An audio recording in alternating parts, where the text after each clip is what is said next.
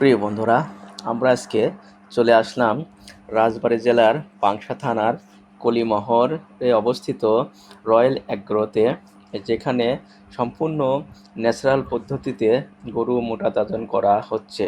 এর একটি সুনামধন্য প্রতিষ্ঠান, সেজন্য আমরা অতি দ্রুত চলে আসলাম এখানে যে ভিডিও করার জন্য। আসলে এখানে গরুগুলো খুব ন্যাচারাল পদ্ধতিতে মোটাতাজাকরণ করা হচ্ছে।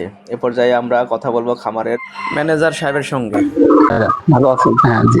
আচ্ছা, এখানে তো আপনি ম্যানেজার হিসেবে আছেন। জি, জি। আচ্ছা, এখানে এই যে গরুগুলা কোরবানির জন্য প্রস্তুত করা হয়েছে, হ্যাঁ। এই গরুগুলা খামারে আসছে কতদিন দাদা? ধন্যবাদ।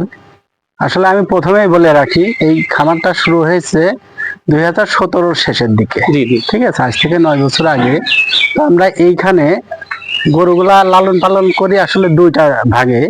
একটা হলো দুগ্ধজাত গরু এবং মাংসজাত গরু। জি জি। ঠিক আছে, তো এইটা আমরা আসলে মানে এইবার যে গরুগুলা ঢাকাতে যাবে আশা করা যাচ্ছে, এই গরুগুলা এই খামারে আছে কতদিন দাদা? হ্যাঁ, এই খামারে আসলে গরু আছে হলো 2 বছর এবং কিছু গরু আছে আপনার 9 মাস, 7 মাস এরকম। আচ্ছা আচ্ছা।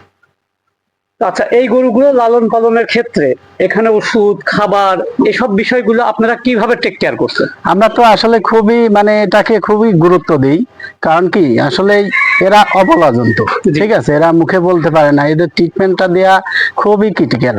ঠিক আছে, এদের সিমটম দেখে আমাদের বলতে হয় যে গরুগুলো আসলেই কোন রোগে আক্রান্ত। আর আমরা মূলত আসলে এইটাকে সব সময় জীবাণুমুক্ত রাখার চেষ্টা করি।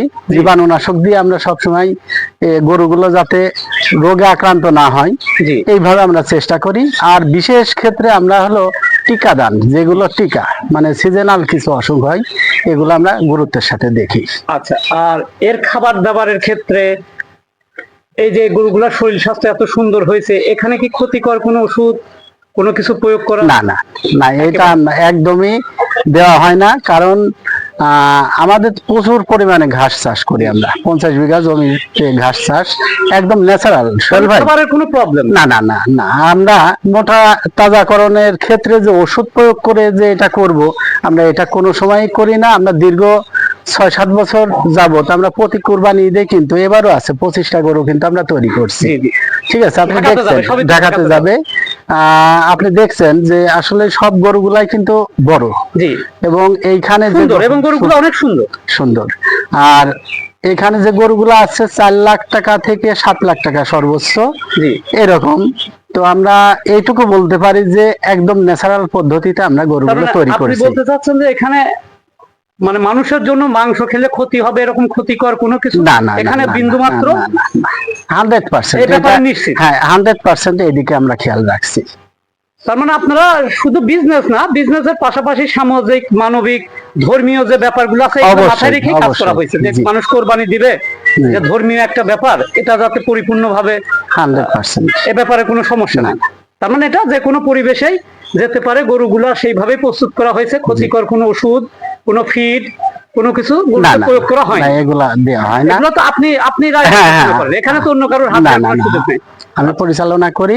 এইদিকে রহিম ভাই নামে একজন আছে, তিনি হলো চিকিৎসা দেয়, এবং আরো দেখছেন কিছু স্টাফ আছে, তারা সবসময় নজরদারিতে রাখে এগুলা। যাই, খুব ভালো লাগলো যে আপনারা ধর্মীয়, সামাজিক বিষয়গুলো গুরুত্বের সাথে দেখছেন, শুধু ব্যবসায়িক বিষয়টা আপনারা না না না।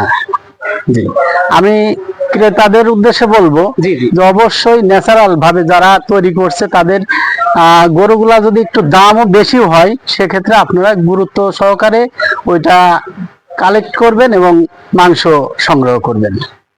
ধন্যবাদ। ধন্যবাদ সোহেল ভাই, ভালো থাকবেন। জি, ভালো থাকবেন আপনিও।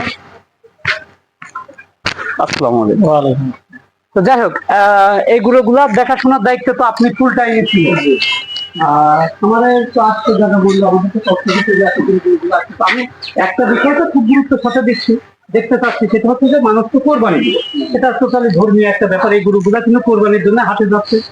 তো যাই হোক, এখানে সামাজিক বিষয়টা দাদা বলছে আমাদেরকে যে সামাজিক এবং ধর্মীয় ভাবে সে যথেষ্ট গুরুত্ব দিয়েই চেষ্টা করছে। তো এই ব্যাপারটা আমরা নিশ্চিত থাকতে পারি না, কোনো সন্দেহ নাই। কারণ যে কোনো পরিবেশে গরুগুলা যদি ব্যাকও আসে তাতেও তো আপনাদের আমাদের কোনো সমস্যা নাই। এগুলো যদি ব্যাকও আসে আমাদের গরু মাশাআল্লাহ কোনো সমস্যা হবে না। তার মানে আপনারা ক্ষতিকর কোনো ওষুধ প্রয়োগ করেন না। কারণ ক্ষতিকর গরুগুলো দেখাচ্ছে হয়তো তাদের সুস্থ রাখা জীবিত রাখাটা অনেক রিস্কি হয়ে যায়। তো গরুগুলার শরীর স্বাস্থ্য মাশাআল্লাহ সুন্দর হয়েছে। তবে সবচেয়ে বড় কথা যে আপনারা বললেন ক্ষতিকর কোনো কিছু প্রয়োগ করেন না, এটা অনেক বড় একটা ব্যাপার, অনেক বড় একটা ব্যাপার।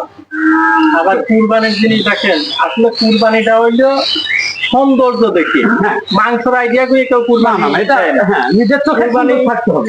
নিখুঁত প্রাণী কুরবানি হবে। যেমন দেখেন আমাদের যে কয়টা গরু আছে একদম নিখুঁত, এর কোনো কোনো ই নাই, যেমন তার চেহারা সব দিক দিয়ে আর কি মাশাআল্লাহ। না হ্যাঁ গরুগুলো নিঃসন্দেহে অনেক সুন্দর হয়েছে। তো যাই হোক অনেক পরিশ্রম করে আপনারা এই কাজগুলো করছেন, যেটা সমাজের অনেক ভালো কিছুই বয়ে আনবে বলে আমরা মনে করি।